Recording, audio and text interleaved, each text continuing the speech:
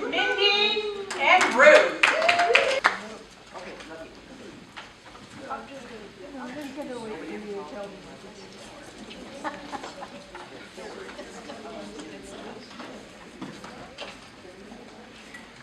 Okay, we had 20 blocks turned in this month. Wow. So, Nanette, you want to pull up your tag? Hopefully.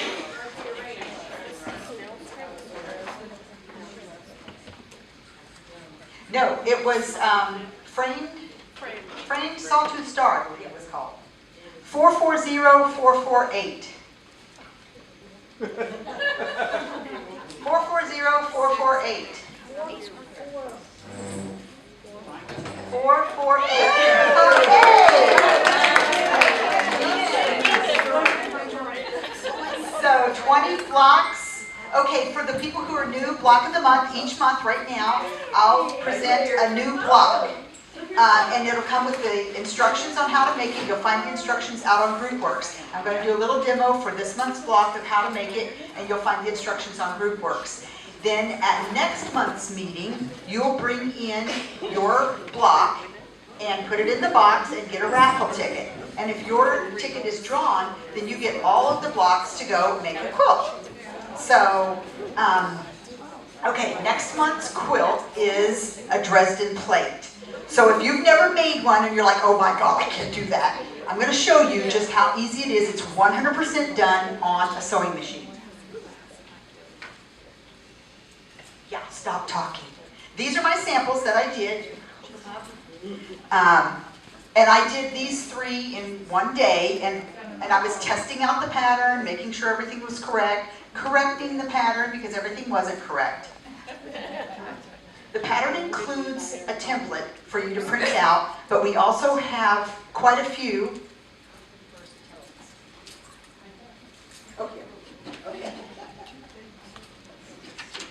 All these are printed on heavy cardstock. You can see that the line is printed on there, and it very clearly says, read it. Dresden plate wedge template does not, in capital bold letters, include 1/4 inch seam allowance. Cut the fabric 1/4 inch larger on all 4 sides. It's printed on every one of these. Okay? I used my add a quarter ruler. I trimmed it. When I printed mine, I didn't have this pretty paper. I printed it on paper, and then I used double sticky tape, and I taped it to an old manila folder that I had, and I cut it out. And then I put it on my fabric and used my add a quarter and cut 1/4 inch bigger for all of my templates, for all of my little pieces of fabric. Okay. So let me ask a question. Okay.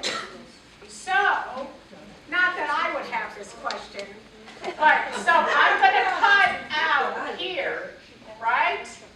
You're going to cut on the bold line, or you can cut 1/4 inch larger than that, if you want to, and then you will cut your fabric to the size that you cut this. If you're following the instructions that are printed on there, then you're going to cut your wedge 1/4 inch larger than this bold line, because that bold line is the size of the finished wedge when it's in the Dresden plate. You need 1/4 inch for all your sewing. So that's why yours is bigger than what you were showing. Yes, I didn't trim these. I didn't take the time to trim this enormous stack of cardstock. So you guys can have any color you want, trim them up, and cut 12. From the PDF, from the GroupWorks, print to actual size.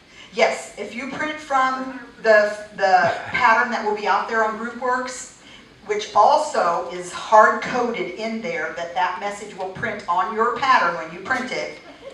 Print actual size. Sometimes the printers will print to fit the page, which you still shouldn't have a problem because everything is within the margins. So you shouldn't have a problem, but set your printer to print to page or take one of these home. Okay, so now how to make it. It's not hard. Okay, so you start by cutting 12 wedges. And this is what your wedge looks like right here. Everybody see that? Can you hold this up and I'll point? Okay. So 12 wedges, and it doesn't matter if, like on some of mine, I made the opposites the same fabric. Some of them were totally different. I can't wait to sew this one up because it's black, red, black, red. I think it'll be cool. So you're going to cut 12 wedges. Then step 2, you take that wedge and fold it right sides together and sew across the top. Now, I started on the fold line and sewed across, and then you trim that tiny little dog ear off of that so that when you turn it, you're eliminating the bulk. Okay? Finger press this fold, just like I'm doing, finger press. Turn this right side out. And now that seam is open and right on that fold, and press it. Press it flat. I just made one of those Dresden plates.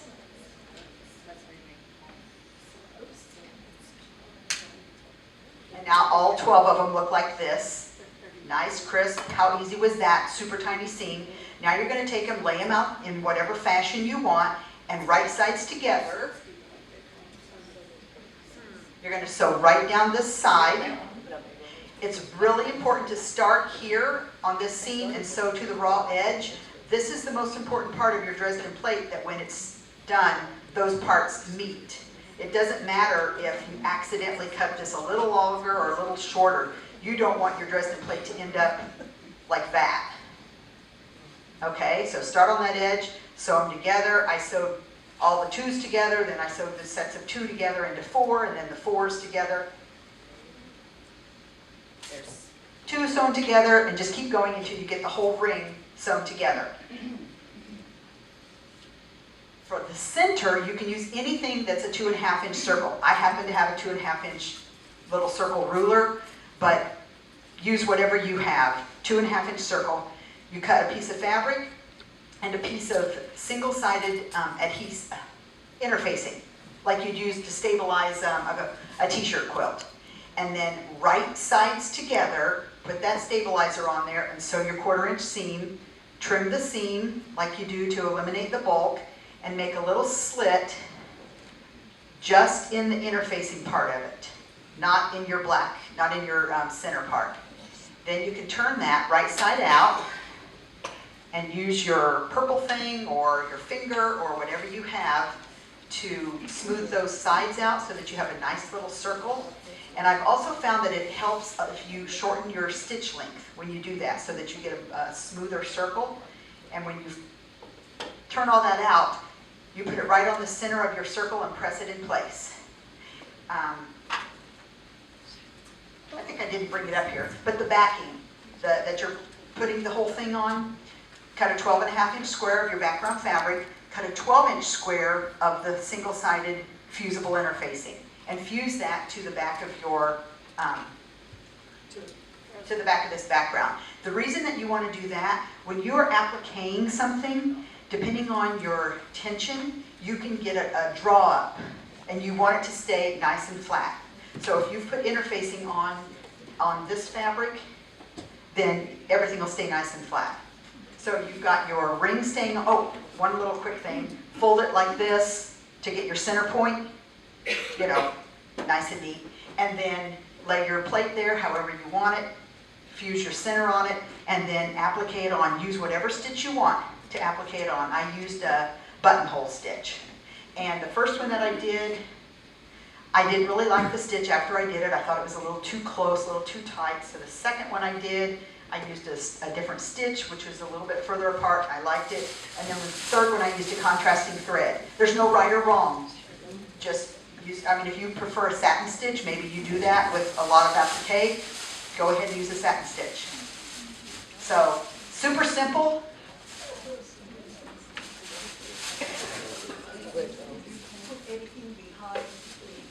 Behind the Dresden plate? No, there's nothing behind the Dresden plate.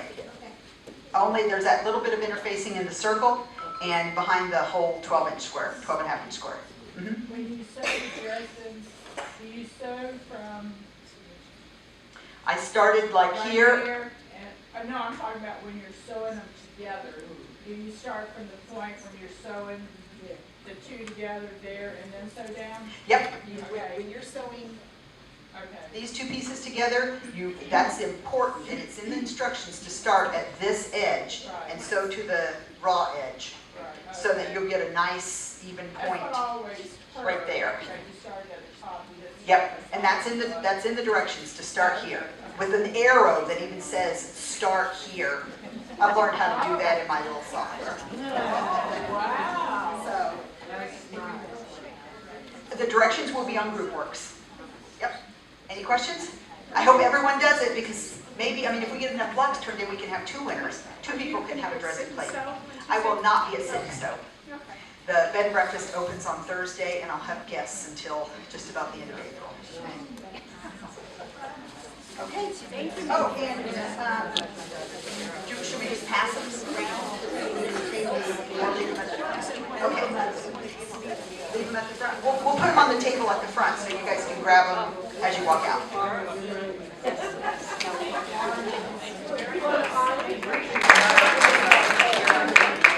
Okay, just a minute to take a quick look at some upcoming programs for the rest of the year.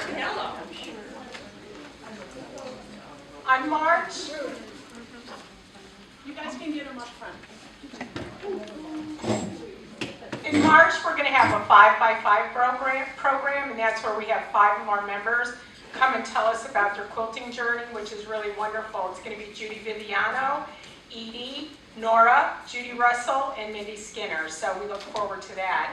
In April, it's going to be exciting. We're going to have a lady named Brandy Maslowski, and she's going to do Studio Magnificent. She's going to help us get organized, which was when we did the survey, that was one of the high things. Everybody wanted to know how to get organized. And she has a podcast called Quilters on Fire, and she's going to be coming to us live from Australia on Zoom, so that's going to be pretty cool.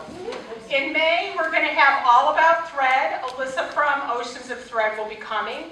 In June, we're going to have a program on quilting. No. All about color. Alyssa is? Yeah. Oh, that's what you had on the thing, was All About Thread. It's all about color. Okay. Color theory. Okay, because I thought the other lady was doing color theory. No, she's doing dress. Okay. always the last to know. Okay. In June, we're going to have Quilts of Valor. Karen Birchall's going to come and tell us about that program. We're going to have Christmas in July, some projects you can make for Christmas. In August, we're going to have things about thread. September, it's going to be What Was I Thinking When I Bought This Ruler, which I think we could all have 3 or 4 about. October, it's going to be Pat Sachs of Titusville talking to us about thief sack material, 30s material, which will be very cool. November is our challenge reveal, and in the month of November, we'll have our mystery quilt on Saturday, and December will be our holiday party. So we're already into 2025. Wow, that's right? Fast. It's going fast. Okay, so the other thing is we have some leftover fabric from our Opportunity Quilt 2024. These bags are $7 each, and you can see Aurora at the end of the meeting today. We've got some pink and purple. You can take a look at those. 27 inches. And they're 27 inches. So without further ado, I'm going to ask the Opportunity Quilt Committee. They want to